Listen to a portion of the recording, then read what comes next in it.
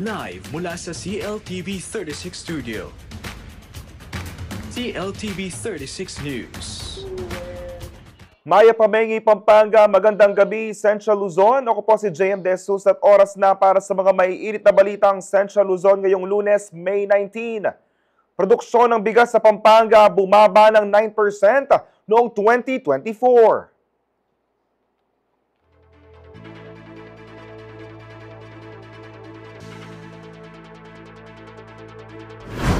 Business leader, hinimok ang mga nanalong kandidato na paglingkuran ang mamamayan.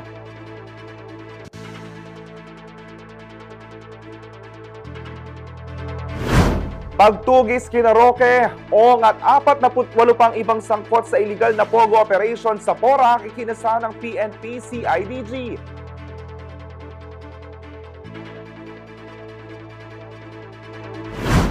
₱300 million investment dala ng manufacturing firm sa Clark. Lease agreement ng ospital, ni-renew ng CDC.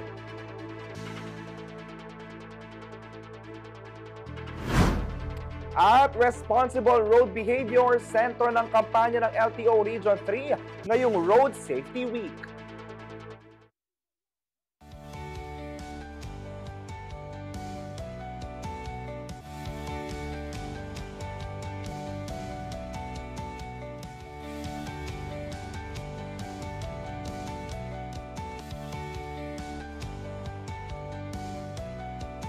Sa kabila ng mga programa para suportahan ng mga magsasaka, bumaba pa rin ng 9% ang produksyon ng bigas sa Pampanga noong 2024. Ano nga ba ang mga salig sa likod ng pagbaba ng ani sa lalawigan? Alamin sa report ni Jody Mercado. Iniulat ng Department of Agriculture o DA Region 3 na bumaba ang produksyon ng bigas sa lalawigan ng Pampanga nitong 2024. Ibinahagi ito ni Luel Rebilaco, Rice Banner Program Coordinator ng DA Region 3 sa kanyang presentasyon sa Public and Private Sector Consultation o PPC kasama ang Pampanga Chamber of Commerce and Industry Incorporated o PAMCHAM nitong May 15 sa Balanghay Clark Cityfront Mall.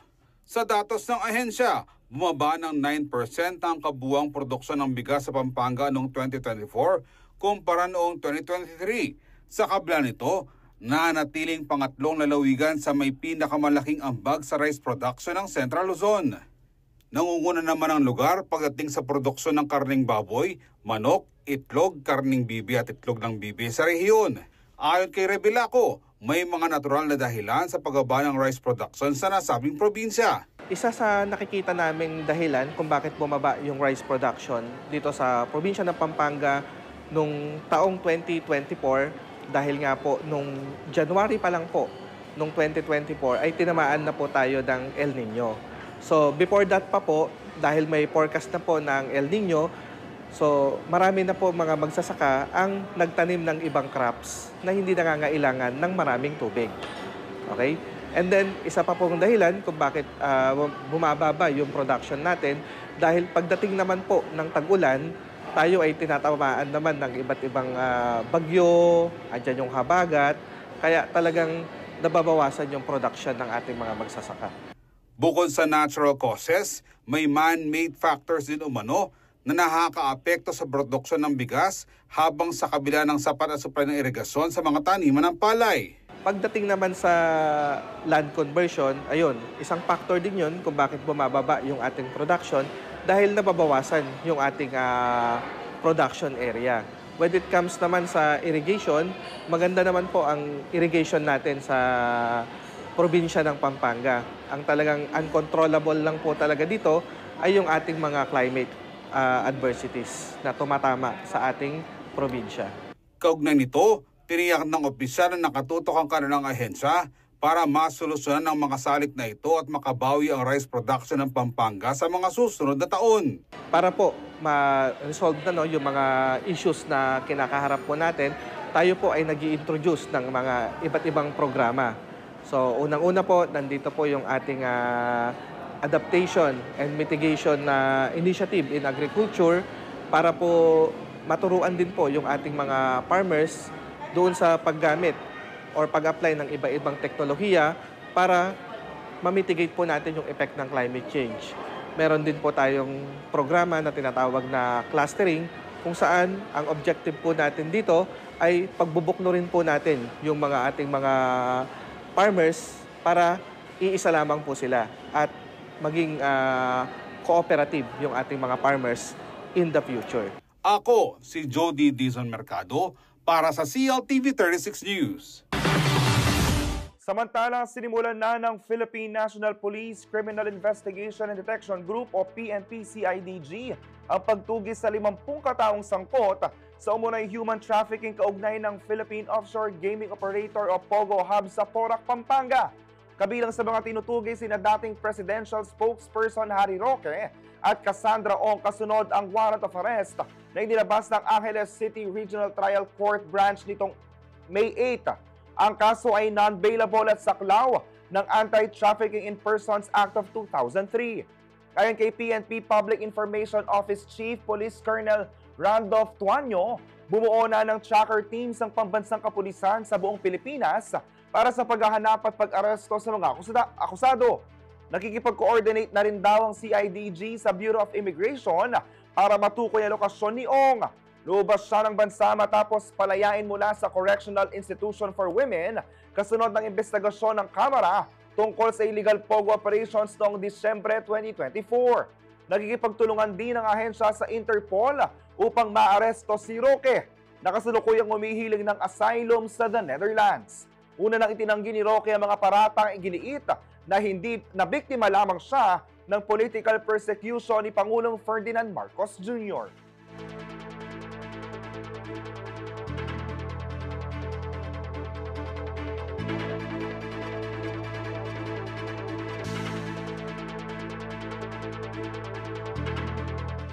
Sa ibang balita, pinawalang bisa ng Court of Appeals o CA ang acquittal o pagpapawalang sala kay dating Senador Laila De Lima sa isa sa mga kaso niya may kinalaman umano'y illegal drug trade sa New Bilibid Prison. Ayon sa korte, hindi sapat ang paliwanag ng Muntinlupa Trial Court Judge kung bakit niya pinawalang sala si De Lima at ang dati niyang bodyguard na si Ronnie Dayan noong 2023. Batay sa ruling ng CA, nagkamali ang hukom sa pagbase lamang sa pagbawi ng testimonya ni former Bureau of Corrections Chief Rafael Ragos na dating nagsasabing nag-abot siya ng 10 million kay De Lima. Matatandang nakulong ang senadora ng halos 7 taon makaraang masangkot ang pangalan niya sa usapin ng illegal drug trade sa Bilibid noong siya pa ang kalihim ng DOH. Ang una at huling drug charges ay na-dismiss sa pamamagitan ng demurrer of evidence noong February 21 at June 2024. Samantala sa kanyang Facebook post, iginiit ni ML Party List First Nominee Laila De Lima na malinaw ang desisyon ng Regional Trial Court sa kanyang acquittal at makikita ito sa records ng kaso. Nilinaw din niya na hindi binawi ng CA acquittal, kundi pinaayos lamang ang paliwanag na desisyon.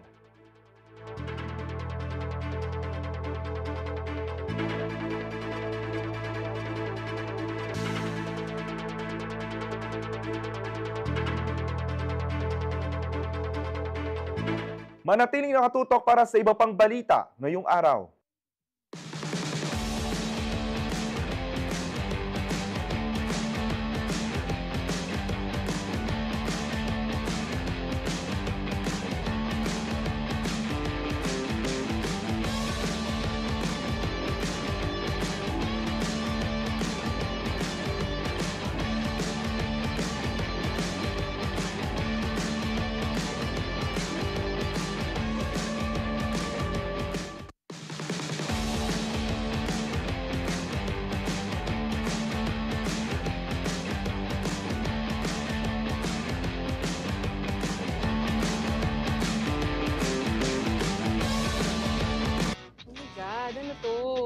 Ako? Seryoso? Kinakabahan ako. Parang mixed emotion.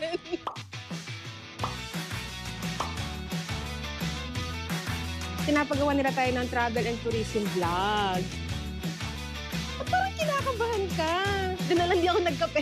Siyempre, gusto ko yung can't say no ka na. G? G? G? G? G? G? Nawala ako.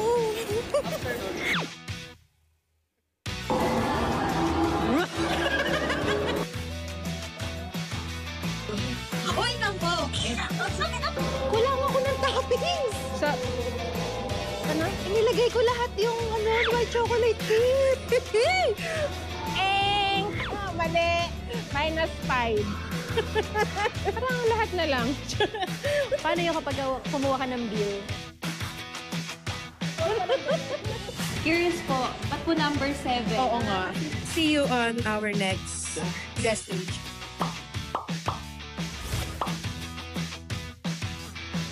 Nais naming iparating at ibahagi ang aming saya. Dahil nanalo ng 3 awards ang CLTV 36 sa 19th UPLB Gandingan Awards. Tagahabi ng kasaysayan para sa bayan. Yan ang naging tema ng nasabing kompetisyon. Nanalo ng Most Development-Oriented News Story ang Malaya Lolas Muling Panawagan, Most Development-Oriented Online Short Form Video ang Pinatubo Eruption 33rd Anniversary, at Most Oriented Talk Discussion Program ang So to Speak Malaya Lolas.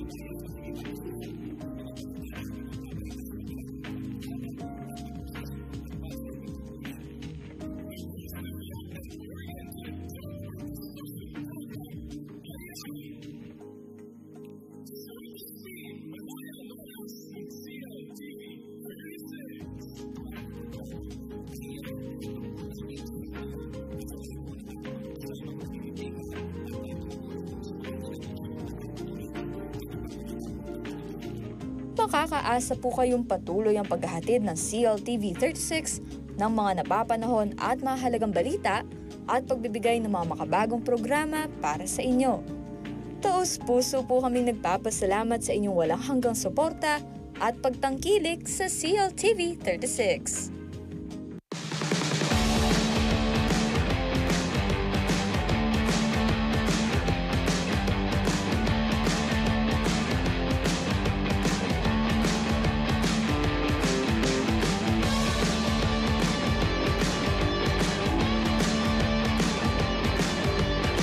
Nagbabalik ang CLTV 36 News. Mapayapa raw ang naging halala nitong May 12 ayon sa isang business leader. Bukod sa papuri sa maayos sa proseso, hinikayat din niya mga bagong halal na opisyal na tunay na paglingkuran at pagtuunan ng pansin ang kapakanan ng taong bayan. Narito pong report.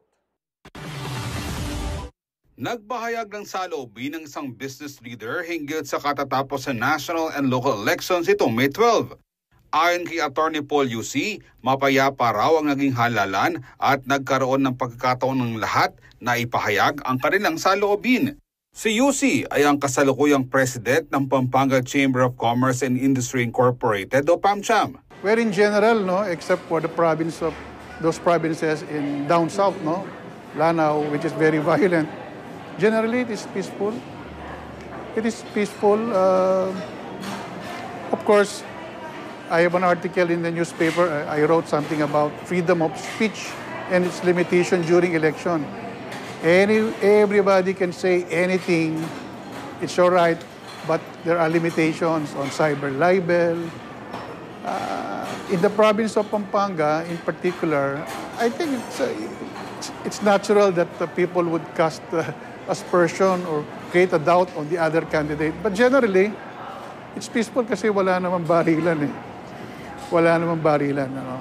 That's something that I am personally happy. You cannot expect the outcome. Nabanggit din niya na malaking tulong ang mga bagong inobasyon upang maging mas madali at komportable ang sistema ng pagboto ng mamamayan. That's good. I benefited from that. It's from 5 o'clock to 7 o'clock. So actually, even if you go there, beyond 7 o'clock, if you show that you're a senior citizen, we will still allow you to have a priority in the line. I experienced it. I actually voted at 8 o'clock. So it's good. It's good that they recognize it. May obserbasyon din siya sa automated counting machines o ACMs na ipinalit sa precinct count optical scan o PCOS machines. The automated counting machine, it's generally good. Actually, even the president's first attempt to put it inside, it was rejected because I think the machine is sensitive.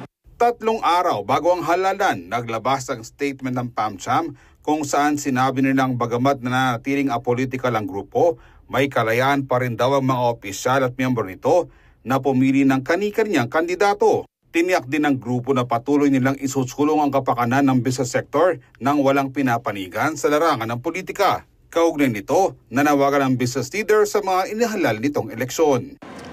2 words, paglingkuran ng sambayanan. That alone would give inspiration to work hard for the people. Paglingkuran ng sambayanan. Ako si Jody Dizon Mercado para sa CLTV 36 News.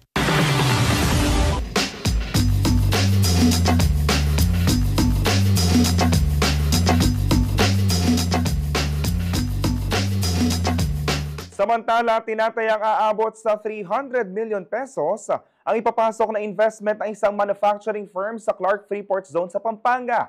Batay sa pahayag ng Clark Development Corporation o CDC, bahagi ito ng expansion ng Harness Master Wiring System Incorporated, isang kumpanyang nakatuon sa paggawa ng automotive electrical systems at industrial equipment. Inaasahang lilikha ng hindi bababa sa 200 job opportunities ang naturang development.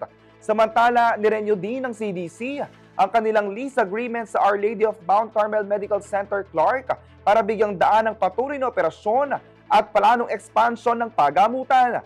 Ayon kay CDC President and CEO Attorney Agnes V.S.T. de Banadera, bahagi ito ng pagtitiyak na accessible ang essential services gaya ng healthcare sa loob ng Freeport Zone.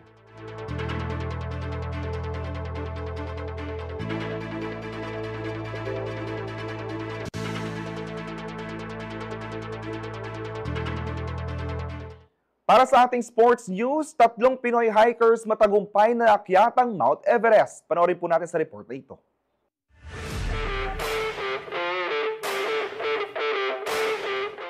Dalawang bagong pangalan ang naitala sa kasaysayan ng Philippine Mountaineering, sina Elaine John Geno Panganiban at Miguel Angelo Mapalad. Matagumpay nilang naakyat ang tuktok o summit ng Mount Everest na itinuturing na pinakamataas na bundok sa buong mundo nitong linggo ng umaga May 18 Philippine Time. Ayon sa 7 Summit Treks, bahagi ang dalawa ng Philippine 14 Peaks Expedition Team at sinamahan ng 2 batikang Sherpa. Ang kanilang pag-akyat ay isinagawa sa kasagsagan ng mainit na climbing season sa Nepal kung kailan mas kalmado ang panahon at mas mataas ang tsansa ng summit success. Bago sila, una nang umabot sa tuktok ng naturang bundok ang kapwa nila Pilipino na si Rick Crabe nitong Huwebes, May 15. Siya ang unang Pilipinong nakaakyat sa Mount Everest matapos ang halos 2 dekada na maituturing bilang isang malaking comeback para sa Pilipinas sa larangan ng high-altitude climbing. Ngunit kasabay ng tagumpay ay isang trahedya. Binawian ng buhay ang 45 anyos na climber na si Philip Santiago. Ayon sa Nepal Tourism Department, inabot ang labis na pagod si Santiago sa Camp 4 itong Miyerkules ng gabi, May 14, habang naghahanda para sa summit push. Matatagpuan ang Mount Everest sa Himalayas sa pagitan ng bansang Nepal at Tibet na isang autonomous region ng China. Ito ay may taas na halos 8,850 meters ayon sa National Geographic Society. At yan ang sports news ngayong araw.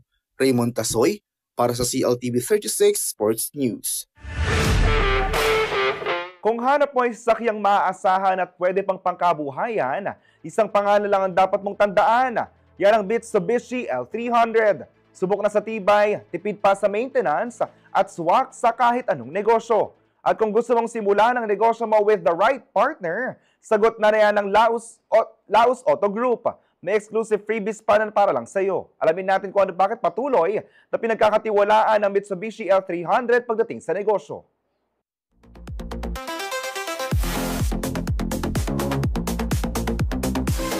Hello po, my name is Judy Ana Asuncion, Sales Executive from Mitsubishi Car World, Pampanga. Today we will showcase our L300 po.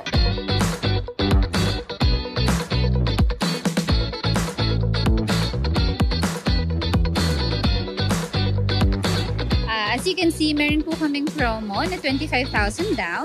At the same time po, free 2 months amortization siya, ma'am. So, pwede siya for business and makakatipid din po siya for monthly payment po kasi pay after 2 months na po siya. Same siya ng variant sa mga lumabas na 2020 onwards. Bali, pinagkaiba lang po niya dun sa mga older variant, older model po is yung Euro 2. Ito kasi ma'am Euro 4 na, so parang truck na yung mismong engine niya.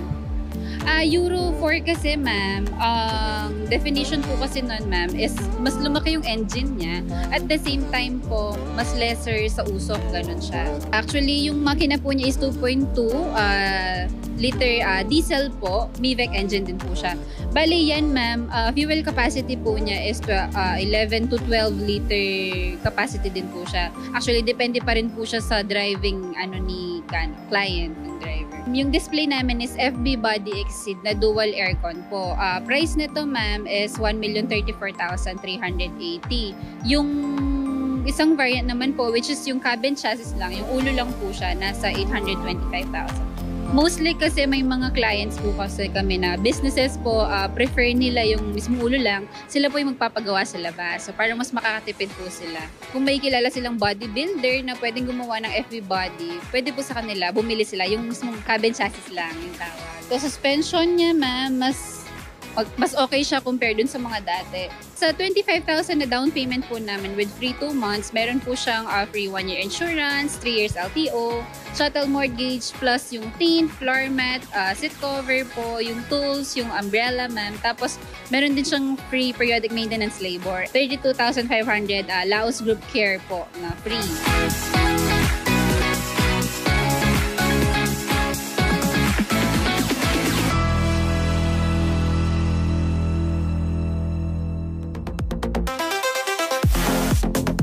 Manatiling nakatutok para sa iba pang balita ngayong araw.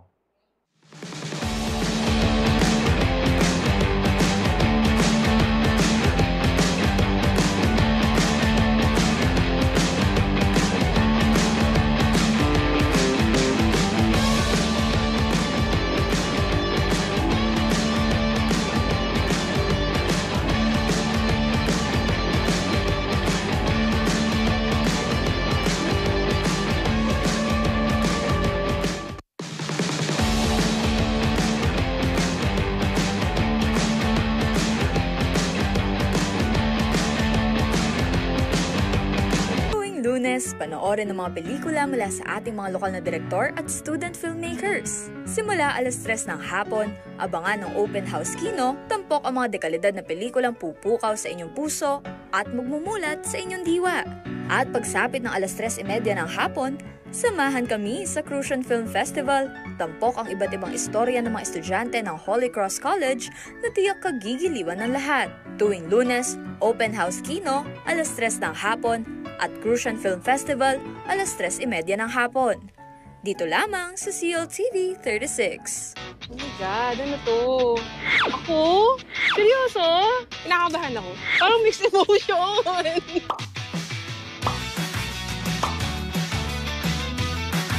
Pinapagawa nila tayo ng travel and tourism vlog. At parang kinakabahan ka. Doon na lang di ako nagkape. Siyempre, gusto ko yung can't say no ka na. G? G! G? G! G! G! Nawala ako!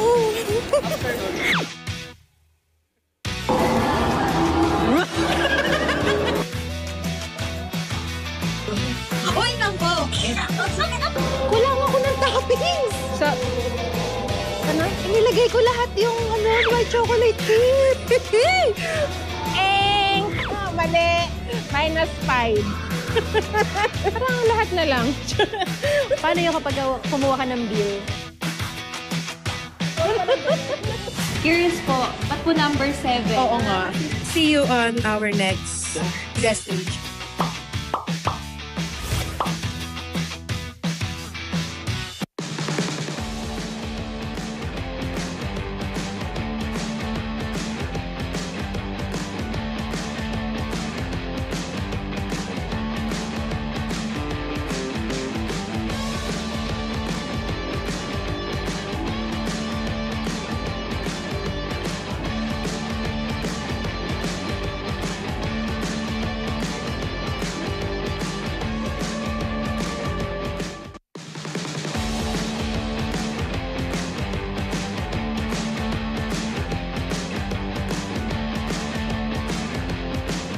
Nagbabalik ang CLTV 36 News sa paggunita ng Road Safety Month ngayong buwan ng Mayo. Sinimulan na rin ng LTO Region 3 ang kanilang programa ng hihikayat sa mga motorista, pedestrian at iba pang road users na maging disiplinado, maingat at magkaroon ng malasakit sa kapwa habang nasa kalsada. Ang mga naging kaganapan sa first day ng Road Safety Week, ihahatid sa atin ni Ashley Punzalan. Sa pagsisimula ng taong 2025, naging laman na ng telebisyon, radyo, pahayagan at social media ang mga balita tungkol sa vehicular accidents. Sino ang hindi makakalimot sa trahedyang nangyari sa Subic-Clark-Tarlac Expressway o SCTEX nitong unang araw ng Mayo? Ang malagim na aksidenteng ito ay kinasangkutan ng isang pampasaherong bus, isang container truck at 3 SUV. 10 rito ang namatay, habang 37 naman ang sugatan. Ang dahilan, nakatulog umano ang driver ng bus. Ang insidenteng yan ay isa lamang sa mga hamong kinahaharap ng mga tagapagpatupad ng batas trapiko. Isa lang din ito sa mga rason kung bakit kailangan ng mas maikting na kampanya sa road safety. Kaya upang mapalakas ang kamalayan ng publiko hinggil sa responsible road behavior at mabawasan ng aksidente sa daan, inilunsad ng Land Transportation Office o LTO Region 3 ang Road Safety Week bilang bahagi ng selebrasyon ng National Road Safety Month na may temang Drive to Protect, Safe Streets, Safe Children. Dito sa Pampanga, itinaos ang aktibidad nitong Lunes, May 19 sa San Fernando Civic Center. Ito po ay ginagawa ng Land Transportation Office nationwide. Simultaneous po ito para ma-remind yung mga all road users kung paano tayo sumunod sa batas ng trapiko at yung courtesy at yung pag-consider natin sa kapwa natin road users. Bahagi ng programa ang Grand Motorcade na nilahukan ng mga miyembro ng LTO, Highway Patrol Group, City Public Order and Safety Coordination Office o SIPOSCO, Land Transportation Franchising and Regulatory Board, transport groups, local government units, LTO-accredited driving schools, motorcycle clubs, at ilang advocacy organizations bilang pagpapakita ng suporta sa kampanya tungo sa mas ligtas na kalsada. Bukod dito, nakahanda rin ng LTO na magbigay ng mga serbisyo tulad ng license renewal, motor vehicle registration at marami pang iba sa pamamagitan ng kanilang e-patrol. Magkakaroon rin umano ng libreng theoretical driving courses at libreng pagkuha ng student license sa ilang LGUs sa rehiyon bilang bahagi ng week-long celebration. Ayon kay LTO Region 3 Director, Retired Police Brigadier General Ronnie Montejo, mahalaga ang defensive driving at pag-iwas sa road rage para sa safety ng mga motorista at pedestrian. Binigyang diin niya rin ang acronym na BLOW Bagets na nangangahulugang battery, lights, oil, water, brakes, air, gas, engine, tires at self. Mga pangunahing aspeto ng sasakyan na dapat suriin bago bumiyahe. Pakiusap lang po ng Land Transportation Office, particularly dito sa Region 3, sumunod lang po tayo sa batas trapiko at huwag lang idaan sa init ng ulo. Kung mayroon man pong hindi pagkakaintindihan habang nasa kalye, bigayan lang po. Yung blue baggage, very important din po, lalo na doon sa mga nagbibiyahe ng mamalayo. Yun ang makatulong sa atin, maging gabay natin kung paano na maiwasan ang mga hindi ka nais-nais na mangyayari.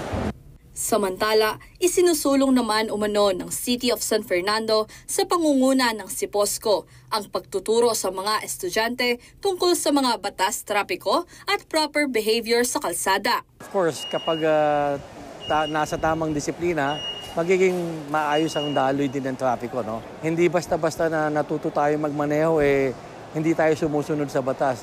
So, importante po na parang ibalik po natin, no? Andyan na po yan parang nire-remind lang po natin yung mga drivers at saka yung mga magiging driver pa. Dagdag dihison, bagamat hindi maiiwasan ang aksidente, maaari naman itong mabawasan kung susundin ang tamang disiplina sa pagmamaneho. Ashley Punzalan, CLTV 36 News.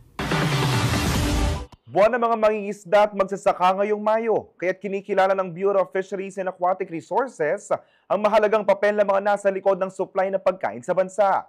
Kabilang sa binisita ng BIFAR Central Luzon, ang isang asinang matatagpuan sa Malolos, Bulacan na sinasabing may malaking ambag sa kabuhayan at food security ng rehiyon.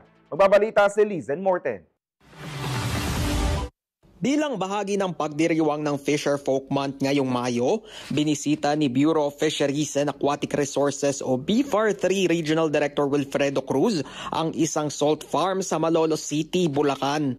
Ito ay upang personal na maranasan ang pagsisikap at tiyaga ng mga manggagawa sa likod ng industriya ng asin sa gitnang Luzon. Matatagpuan sa Barangay Wawang Namayan ang naturang salt farm na nasa 16 na ektarya ang lawak. Ulat ni Cruz, aabot sa 324 tonelada ng asin ang naani rito noong buwan ng Abril, nasasapat upang punuin ang 4 na malalaking dump truck. Hindi biro talaga dahil siyempre asin yan, kailangan mainit. So, mahirap. Pero word kasi siyempre ang asin ay yan ang kumbaga yan ang negosyo na sa umpisa lang naman talaga may investment dahil yung ipoproduce mo dyan, biyaya na ng langit yan dahil galing na sa tubig, dagat yan. Seasonal daw ang ani ng asin sa farm na kanyang binisita at napag-alaman ni Cruz na sulit pa rin ang land use ng naturang salt farm kahit pa tapos na raw ang ani dito. Magsisimula sila ng November preparation, December, then January, February, March hanggang may init pa yung araw natin ngayong May. Pero by June, yung mga asinan ay nagiging palaisdaan. Aside from grow out, karamihan naman bangus lang at saka nursery. Ginagawang nursery yun, yung palakihan ng similya mula fry, tapos palalaki ng fingerlings. Ito naman yung ibinebenta nila sa mga namamalaisdaan, saka yung mga nag-kids operation. Sa ngayon, ng mga ani mula sa asinang ito ay direktang binebenta sa mga pribadong kumpanya sa Malabon, iba pang bahagi ng Bulacan, Nueva Ecija at Pangasinan. Ayon kay Cruz, nasa 400 hektarya ang existing salt farm sa gitnang Luzon na karamihan ay matatagpuan sa Bulacan. Mga lupain na nais pagtuunan ng pansin ng ahensya upang mapalakas ang produksyon at industriya ng asin, hindi lamang sa Central Luzon, kundi sa buong bansa. Mababa ang ating sufficiency pagdating sa salt. 97% lang ang ating production. Yung 93% ini-import natin. Ang goal natin dito is ma-increase yung production natin. Dahil yung asin ng maraming uses, hindi naman kasi yung sa table salt lang siya, hindi siya yung ginagamit lang sa bahay.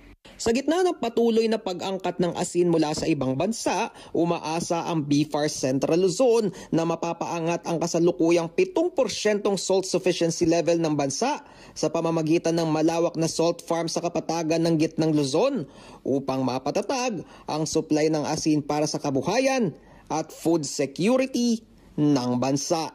Lizen Morten, CLTV 36 News. Isa sa advokasya ng mga reservists ng Philippine Air Force ang pagkakaroon ng outreach program sa iba't ibang komunidad. Ngayong taon, napili ng 23rd Air Force Group Reserve na magbigay ng grocery packs, school supplies at magsagawa ng feeding program sa indigenous community ng Sitio Monicayo. Pakinggan ang buong detalye sa report ni Ashley Punzalan. Taon-taon isinusulong ng 23rd Air Force Group Reserve ng Philippine Air Force ang kanilang advokasiyang makatulong sa iba pang paraan sa kanilang kapwa Pilipino bukod sa kanilang serbisyo sa bayan.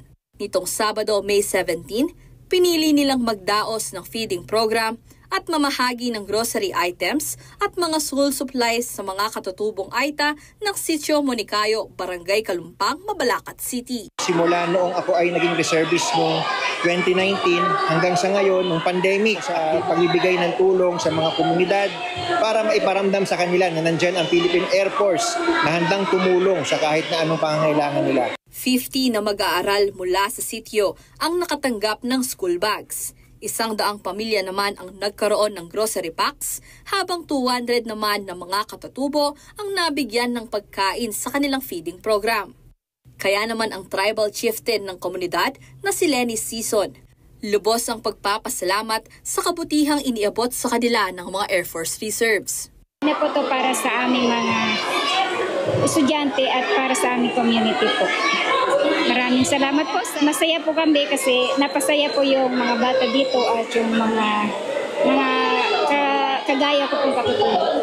Ang dating piloto naman ng Philippine Air Force na si Captain Major Rita Fabian, bagamat wala na umano siya sa serbisyo, masaya daw siya na maging parte ng advokasya. Dahil nga po wala na po ako sa serbisyo, is tuloy-tuloy ko pa rin pong nabibigyang pansin, hindi naman actually pansin, is yung ating operations ay tuloy-tuloy na naipapaabot namin sa mga nangangailangan po. Samantala, nanawagan naman ang Deputy Group Commander na si Major Rolando Rodolfo para sa mga kabataan na pumasok sa kanilang serbisyo. Sa mga kabataan ay iniengganyo ko kayo na sumali sa Philippine Air Force Reserve para maipakita ninyo ang pagmamahal ninyo sa bayan. Ashley Punzalan, CLTV 36 News.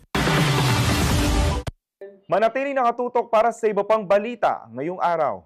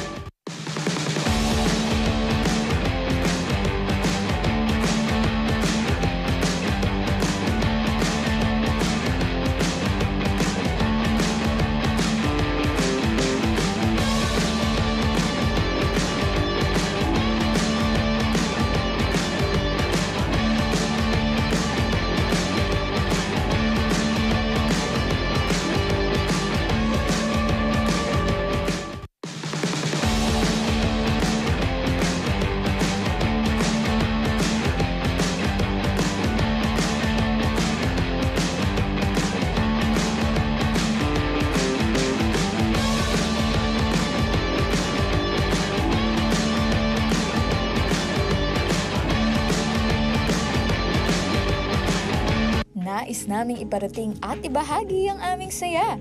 Dahil nanalo ng 3 awards ang CLTV 36 sa 19th UPLB Gandingan Awards. Tagahabi ng kasaysayan para sa bayan. Yan ang naging tema ng nasabing kompetisyon. Nanalo ng Most Development-Oriented News Story ang Malaya Lolas Muling Panawagan, Most Development-Oriented Online Short Form Video ang Pinatubo Eruption 33rd Anniversary, at Most Oriented Talk Discussion Program ang So to Speak Malaya Lolas.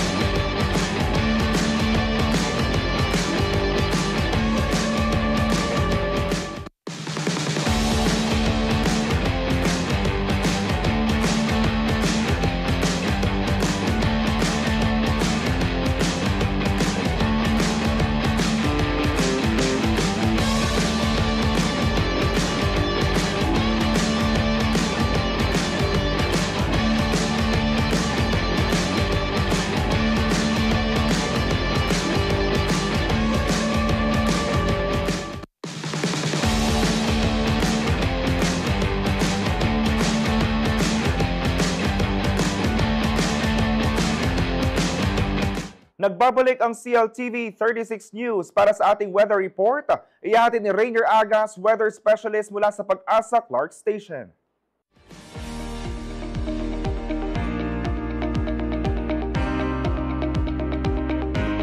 Narito na po ang magiging kalagayan ng ating panahon ngayong Lunes, May 19, 2025. Sa ngayon po, meron po tayong binabantayang low pressure area at kaninang alas 3 ng tanghali, ito ay namataan sa layong 200 kilometers west-southwest ng Aborlan, Palawan. Ito ay nakapaloob sa Intertropical Convergence Zone o ITCZ na nakakapekto naman sa Mindanao at Palawan. Ang low pressure area po natin ay hindi inaasahang maging bagyo sa loob ng 24 hours. Samantala, easterlies naman po ang nakakapekto sa natitirang bahagi ng ating bansa. Asahan natin ang maulap na kalangitan na may kalat-kalat ng mga pag-ulan, pagkulog, pagkidlat dito sa Mindanao at Palawan dahil po yan sa ITCZ. Maulap na kalangitan din na may kalat-kalat ng mga pag-ulan, pagkulog, pagkidlat dito sa Eastern Samar, Leyte at Southern Leyte dahil po yan sa easterlies. Pinapaalalahanan po ating mga kababayan na mag-ingat sa posibleng biglaang pagbaha o pagguho ng lupa dahil po sa katamtaman hanggang sa minsang mga malalakas na mga pag-ulan. Samantala, bahagyang maulap hanggang sa maulap na kalangitan naman na may tsansa ng mga pag-ulan o pagkulog pagkidlat dito sa Metro Manila at natitirang bahagi ng ating bansa dahil po yan sa easterlies. Pinapaalalahanan pa rin po ating mga kababayan na mag-ingat sa posibleng biglaang pagbaha o pagguho ng lupa kapag meron naman po tayong mga severe na mga thunderstorms. At yan po ang latest dito sa Pag-asa Clark. Ako po si Rainier Agas, nag-uulat. Samantala, tampok sa bagong librong Live the Dream 2 ang dalawang babaeng opisyal ng Philippine Coast Guard na bahagi ng makasaysayang pag-akyat ng natatanging Filipino all-women team sa tuktok ng Mount Everest. Indinunsad ang naturang libro sa Makati City nitong Sabado, May 17. Bida rito, sina Commander Karina Dayondon at Petty Officer First Class Noel Wenceslao Penetrante na pareho nagpakita ng pambihirang tapang at determinasyon sa pag-akyat sa pinakamataas na bundok sa buong mundo.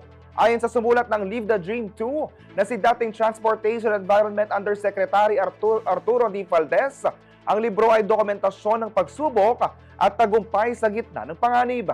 Inspirasyon din ito hindi lamang sa mga kababaihan kundi para sa lahat.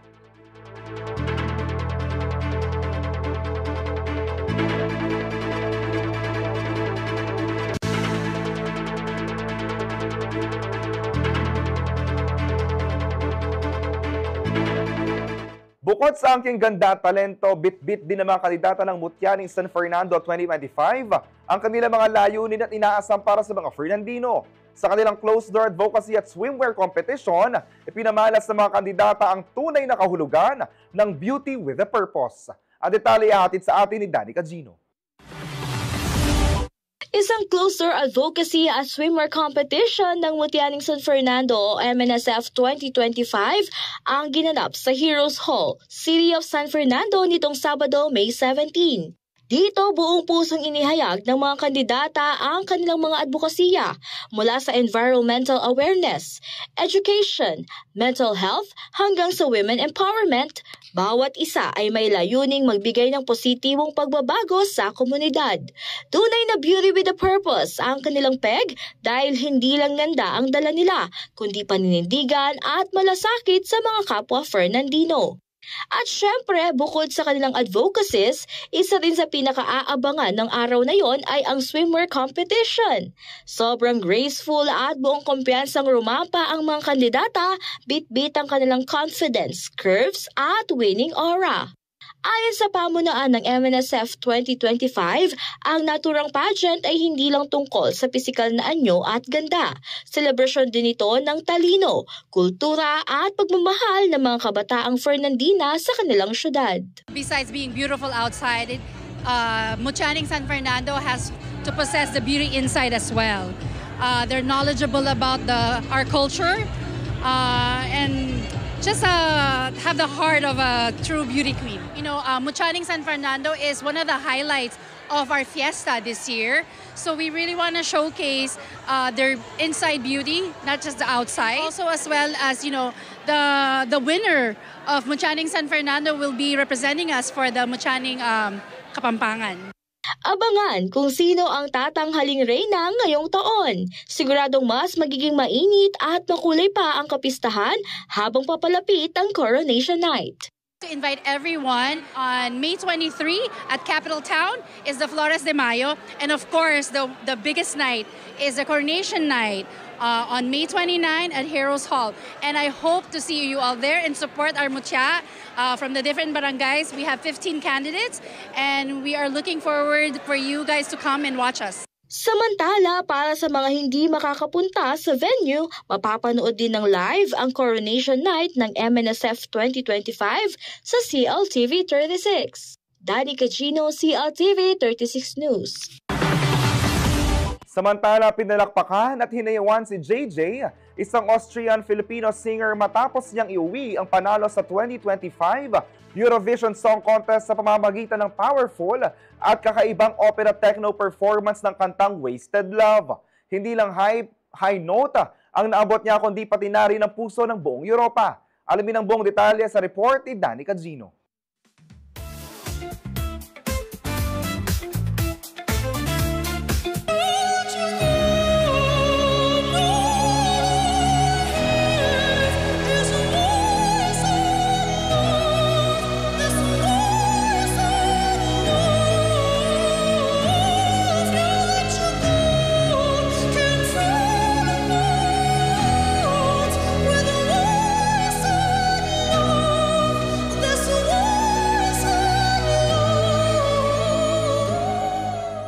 Niyanig ang entablado sa lakas ng sigaw at palakpakan ng audience matapos ang electrifying at emotional performance ni JJ, isang Australian-Filipino singer na nag-uwi ng kampyonato sa Eurovision Song Contest 2025 nitong linggo, May 18. Ipinamalas niya ang kanyang husay sa unique and modern performance ng kantang Wasted Love.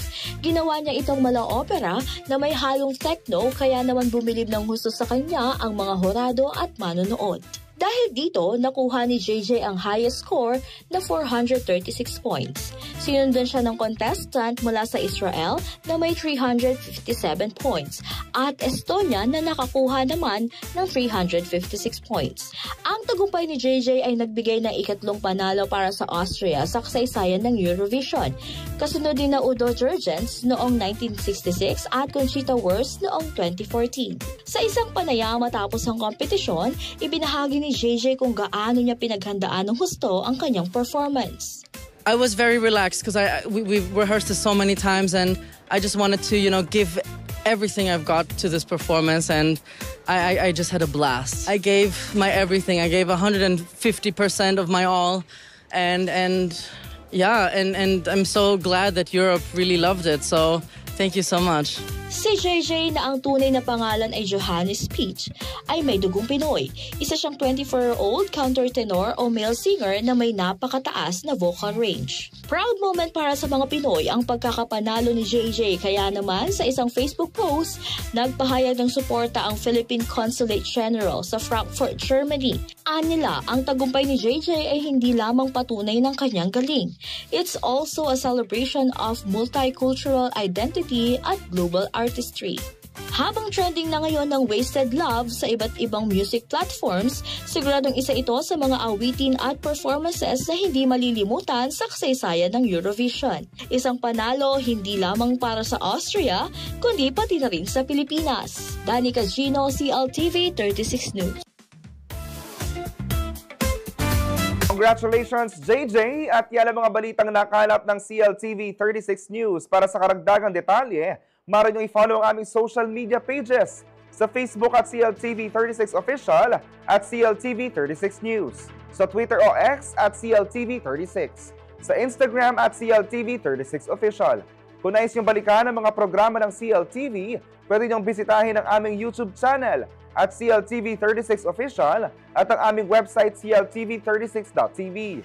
Mapapanood din ang mga programa ng CLTV nationwide via Signal Channel 115 at sa ating 38 cable partners. Kasama ang buong pwersa ng CLTV News and Current Affairs, ako po si JM De Jesus. Maraming salamat po.